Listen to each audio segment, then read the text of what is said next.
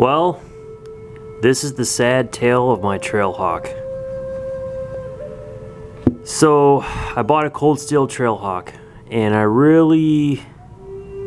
kind of liked it. I didn't think it was an ideal tomahawk, but it was still pretty cool. It was a decent survival tool. I would buy another one. You can't beat them for 30 bucks. Well, let me just go ahead and kind of show you some of the stuff that happened here. So, I ground down the hammer pole with my friend Cody. Now you're gonna look at this and you're gonna say, dude, that's not ground completely straight. You're right. And what I was trying to do was make it so that when this thing hit flat, there was a bit of an angle there. So basically, once this hit flat, I wanted there to be an angle in the shaft. Reason being is there are other knives where when they chop and they do stuff, there's an angle there. Okay, like for example this kukri. There's an angle that's useful. And also I wanted it where if I had to fight with this and I put this underneath or like between someone's legs and pulled, it would grab on their groin. Pretty gross, I know, but a tomahawk's supposed to, you know, also be able to be a fighting tool. And we worked on the grind a little bit, and I wanted to be able to put a file up in here. It's gonna take some more work, and I'm gonna save the head. Now, what happened was, and I have this thing here in between to show you what happened. I split the handle. This could happen with any tomahawk, but this handle actually is from a Frontier Hawk. So I wanted my Trailhawk head to be, I wanted my Trailhawk to be lighter, something I could fight with and something I could survive with.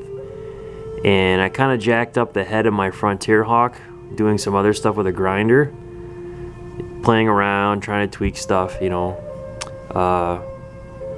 So I put the Frontier Hawk handle through the Trailhawk head and made these modifications, and I loved it. Oh, it was so light in the hand, fast. You know, worked really well. It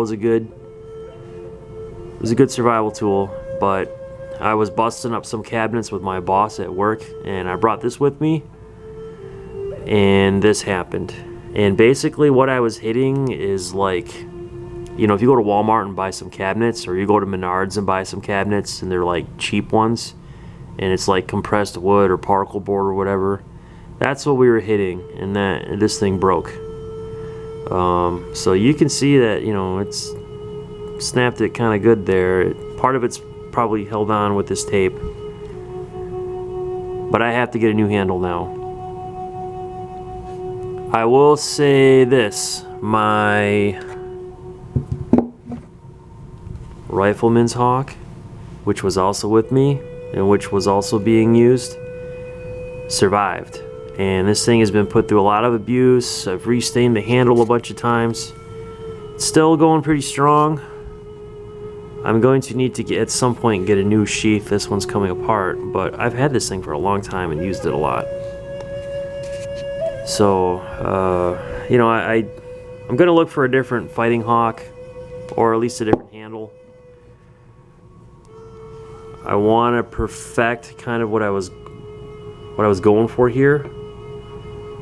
But I'm starting to realize that if you buy a $30 tool, a lot of times what will happen is if you're serious with what you do, and you do it a lot, you're going to break that tool. And in the end, after you spend money on all these $30 tools, when you sit back and look at what you did, you probably would have been better off buying a $300 tool. So I think what's going to happen is I'm going to go ahead and invest in another one of Devin Price's Two Hawks tomahawks. I bought one for my son and I love it. I think I'm going to get the War Beast. And the reason being is that I like the steel. It's going to be lighter than this Rifleman's Hawk. It's probably going to stay sharper. They actually fire harden the handle. And even though I don't think it's $300, maybe it's over $200. You know, there's warranties and stuff I think that come with it. I'm just gonna invest in a nice custom hawk, because at this point I feel like I'm gonna keep breaking stuff. I've gone through the Frontier Hawk, I've gone through the Trailhawk, And so the next hawk I'm gonna get is gonna be one where hopefully it'll last me for life. It'll be heirloom quality. This is also kind of another reason why I tend to prefer kukris. I feel like I actually got better chopping power out of this than I did either one of these tomahawks. This was maybe 80 bucks.